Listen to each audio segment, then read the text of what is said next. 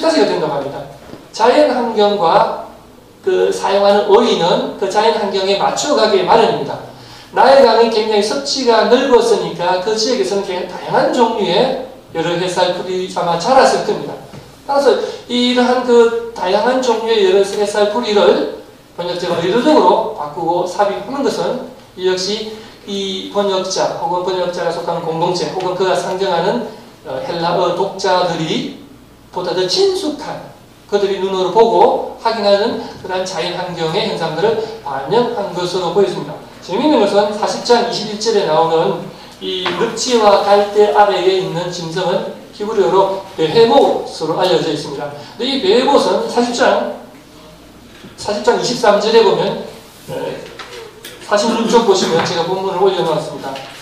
강물이 소용돌이 칠지라도 그것이 놀라지 않고 요단 강물이 쏟아져 그 입으로 들어가도 태연하니 베헤못은 늪지와 갈대에서 잠을 자고 거기서 뛰어놀고 있는데 요단 강물이 쏟아져도 그 입으로 들어가 태연하다라고 함으로 인해서 이 히브리어 욥기가 상징하고 있는 40장의 지리적 배경은 요단강임을 알 수가 있습니다. 그런데 72년 욥기 번역자는 이 요단강이 나오는 구절을 아예 번역 자체를 하지 않아버렸습니다.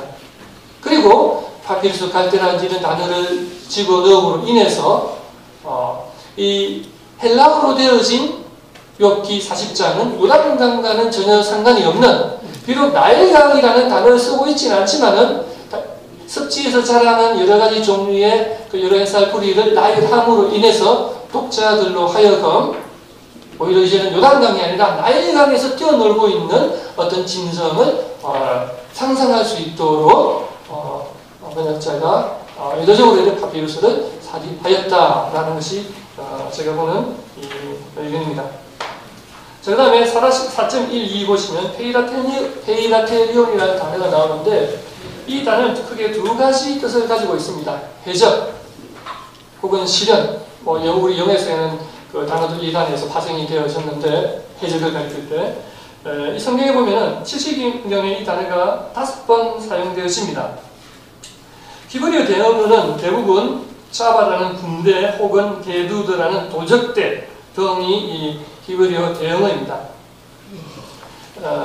근데 이 단어들이 페이라테리온으로 번역되어짐으로 인해서 이 본문상의 욥기서 본문에 보면 이 단어가 시련을 가리키는 것은 분명합니다. 욥이 탄식을 하면서 내 인생이 페이라테리온 같다. 이런 어떤 이제 그 고통, 어려움을 이야기합니다.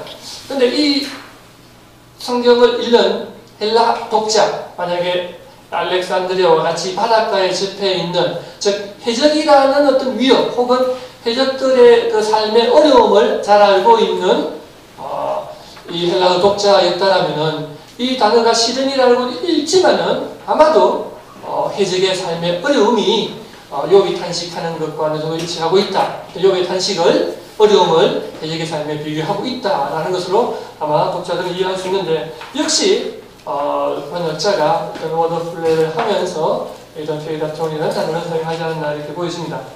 그 다음에 47쪽에 보시면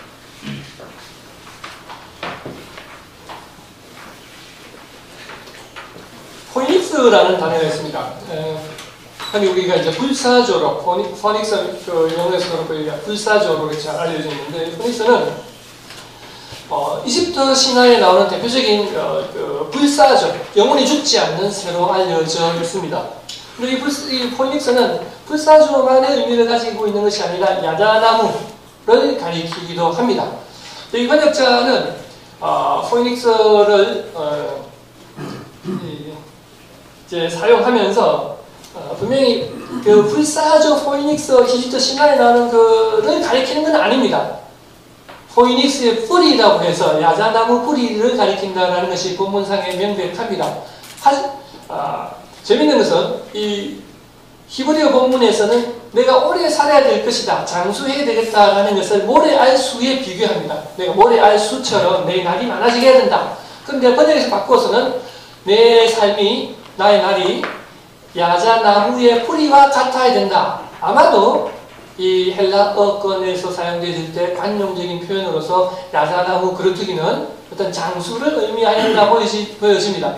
우리말에서는, 우리 문화에서는 장수를 상징할 때 주로 옛날에 실에 많이 비렸죠. 실이 기니까 실은 장수하는 것이다 했는데, 아무튼 이건 히브리어적인 어떤 관용적 표현을 헬라어적 관용으로 바꾸었다라는 겁니다.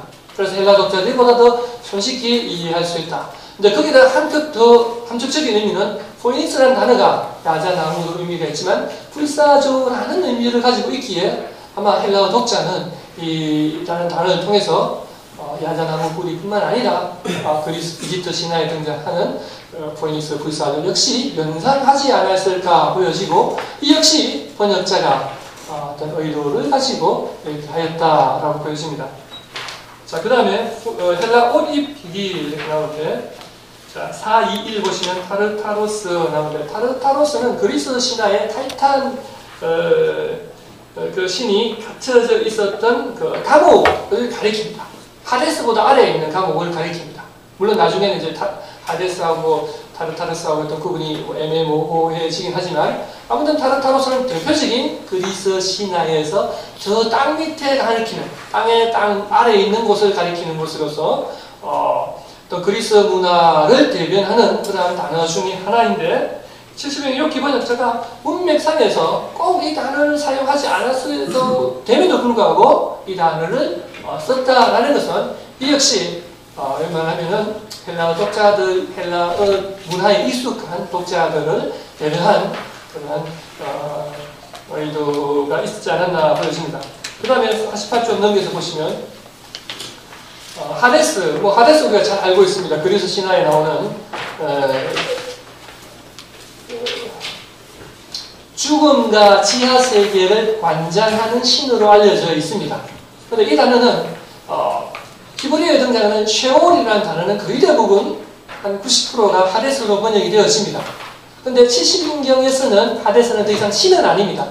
쉐올이 가지고 있던 의미, 쉐올은 히브리에서 죽은 자가 가는 장소, 어떤 공간적 의미가 더 강합니다. 그래서 70인경 안에서는 적어도 이 하데스는 죽음을 관장하는 신이라기보다는 어떤 죽은 자들이 가는 장소의 의미를 가지고 있습니다. 하지만 이 하데스라는 단어 자체가 그리스 문화와 밀접한 그리스 신화에 등장하는 단어입니다. 그래서 이 역시 번역자의 어떤 욥기 번역자의 어떤 그 특성으로 보일 때 분명히 의도가 있다라고 보여집니다. 그 다음에 투라노스 나오는데, 투라노스는 사실 보통 명사입니다. 폭군을 가리키죠. 폭군을 가리키는데, 욥의 세 친구가 엘리바스, 소발, 빌닷이 있는데, 이상하게도 엘리바스와 소발은 그냥 바실레우스에서 그냥 평범한 왕이라는 단어를 쓰는데, 빌닷은 투라노스라고 해서 폭군의 의미를 가지고 있는 단어를 써버립니다. 물론 거기에 대한 이유는 자세히 없습니다. 아마 이 역시 물론 신학적인 의도가 또 있어 보이지는데, 이는 소발의 어떤 발언을 좀 더 70인경 욥기에 나타난 소발의 발언을 연구해봐야 그는 좀 밝혀질 수 있는 문제이고, 아무튼 이 티라노스라는 단어는 바실레우스보다도 보다 더 특화되어진 단어인데, 마카베스에 보면은 이 단어가 굉장히 많이 사용되어지는데, 안디옥 4세 에피판에서 대표적으로 팔레스타인 지역에 있는 유대인들을 억압하였던 헬라 문화를 강조하였던 대표적인 왕입니다. 이 안디옥 4세를 가리키기 위해서 이 단어가 사용되어지는데, 이 역시 당시 어떤 헬라적인 어떤 배경을 반영하고 있지 않나 이렇게 보여집니다. 그 다음에 424에 보시면 테트라드로크몬, 우리가 드라케메라는 단어는 성경에서 화폐를 가리킨다는 걸 잘 알고 있습니다. 테트라, 그 앞에 드라크메 앞에 테트라가 붙었죠. 드라크메가 4개다, 4드라케마. 이거는 이 단어 자체만 보더라도 이것은 화폐 단위라는 것을 알 수가 있습니다. 우리에서 4원이라고 할 수 있겠죠. 할 수 있는데, 이 단어가 이 단어의 히브리어 대응어를 보니까 욥의 친척들이 욥에게 금반지를 하나씩 줬는데, 금반지 하나를 가리키는 단어를 4드라케메로 번역했다라는 겁니다. 아마도 이 4드라케메는 프톨레미 시대 때 당시 가장 많이 통용되어지는 대표적인 화폐였습니다. 그래서 그 시대 사람들이 보다 더 쉽게 이해될 수 있는 단어를 의도적으로 선택하여서 헬라의 어떤 옷은 문화를 확실히 더 입히고 있다는 것을 확인할 수가 있습니다. 예. 이렇게 해서 이제 보시고 그 다음에 나오는 말 결론으로 가겠습니다.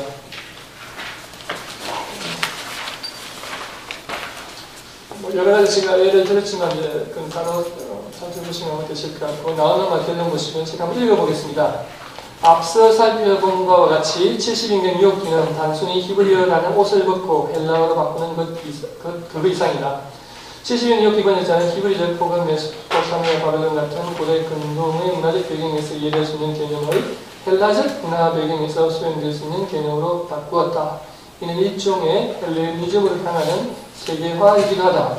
70인 유혹기 번역자가 그가 속한 신앙 공동체는 바벨론 신화를 벗어버리고 신헬라적 사유 혹은 비신화 작업을 70인경 번역에 반영하였던 것이다. 당시 알렉산드리아 유대인들은 헬라 문화에 단순히 노출된 것이 아니라 헬라 문화를 적극 수용할 의지가 있는 자들이었다. 이들은 헤브라이즘에 갇혀 있는 폐쇄된 사람들이 아니라 새 문명에 눈을 열려있는 사람들이었음을 말한다. 그리고 알렉산드리아 유대 공동체는 그들에게 전해지는 전통 신앙을 문자에 따라 명목적으로 수용할 것이 아니다. 비판적으로 수용할 능력과 자세를 가지고 있었다. 이처럼 번역을 통하여 디아스포라 유대 공동체가 새 문화를 접하는 태도가 어떠했는지를 엿볼 수가 있었다. 어느 정도 하시면 될 것 같고,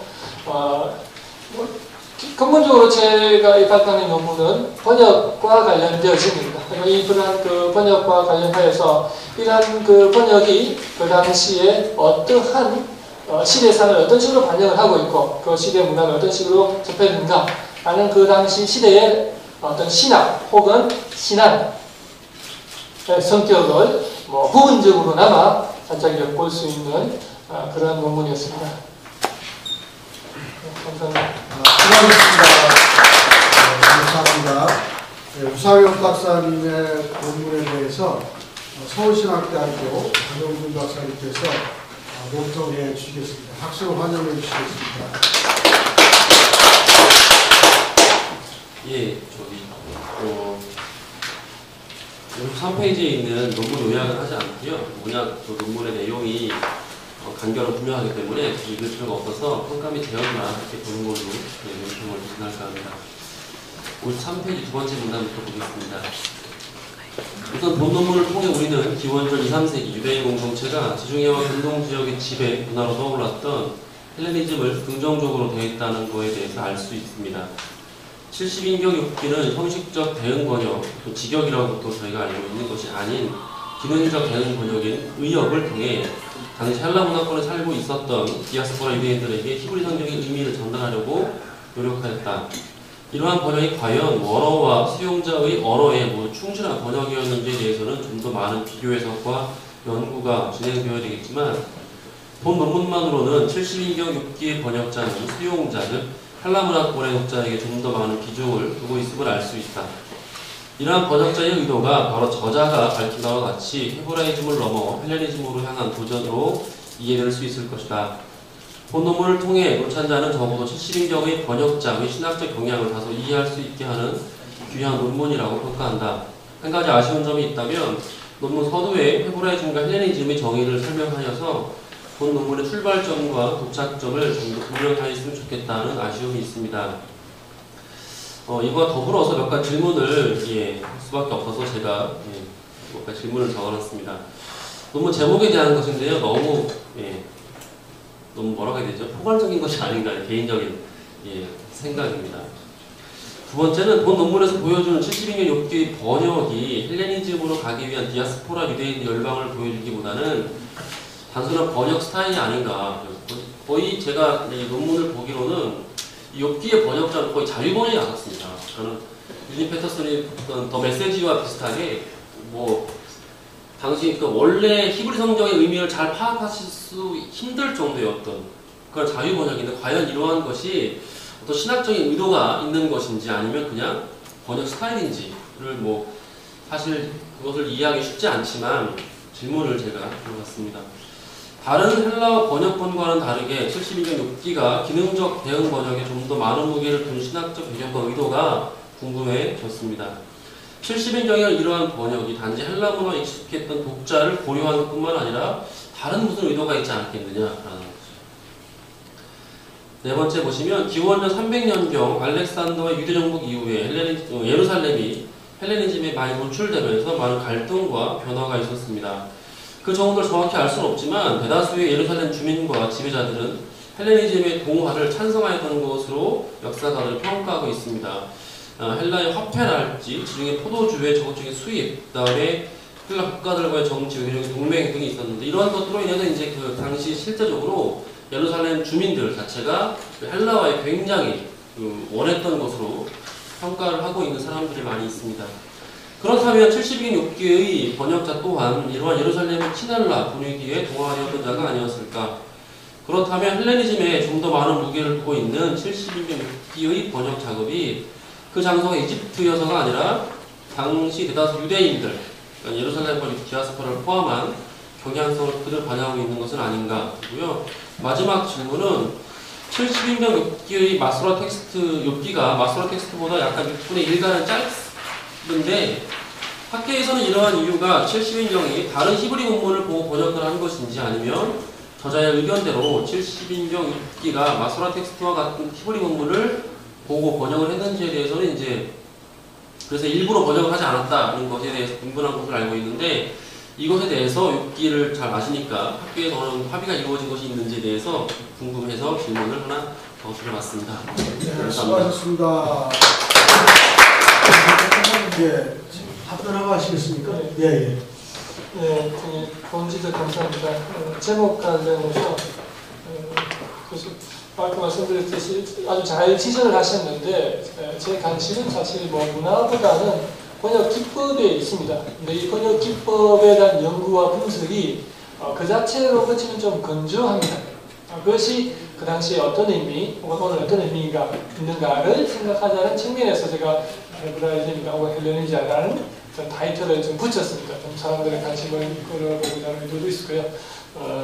뭐 그런 점에 있어서 틀린 질문은 아니고요.